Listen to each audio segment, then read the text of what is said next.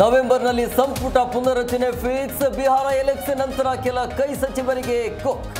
ನಾಯಕತ್ವ ಬದಲಾವಣೆ ಇಲ್ಲ ಎಂದ ಸಿಎಂ.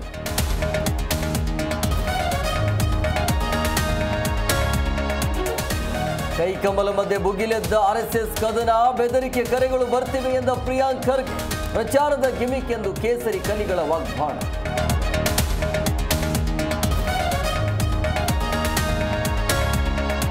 ರಾಜ್ಯದ 16 ಭ್ರಷ್ಟ ಅಧಿಕಾರಿಗಳಿಗೆ ಲೋಕಶಾಕ್. ಬೀದರ್, ಶಿವಮೊಗ್ಗ, ಬಾಗಲಕೋಟೆಯಲ್ಲಿ ರೇಡ್. ಬೆಂಗಳೂರಲ್ಲಿ ಪಿಯು ಬೋರ್ಡ್ ನಿರ್ದೇಶಕಿಗೆ ಬಿಸಿ.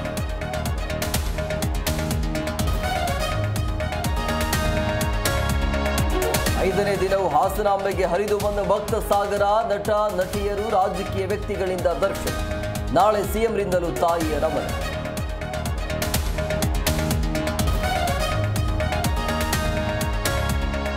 ಮಣ್ಣಲ್ಲಿ ಮಣ್ಣಾದ ಹಾಸ್ಯ ನಟ ರಾಜು ತಾಳಿಕೋಟೆ. ಮುಸ್ಲಿಂ ಸಂಪ್ರದಾಯದಂತೆ ವಿಧಿವಿಧಾನ.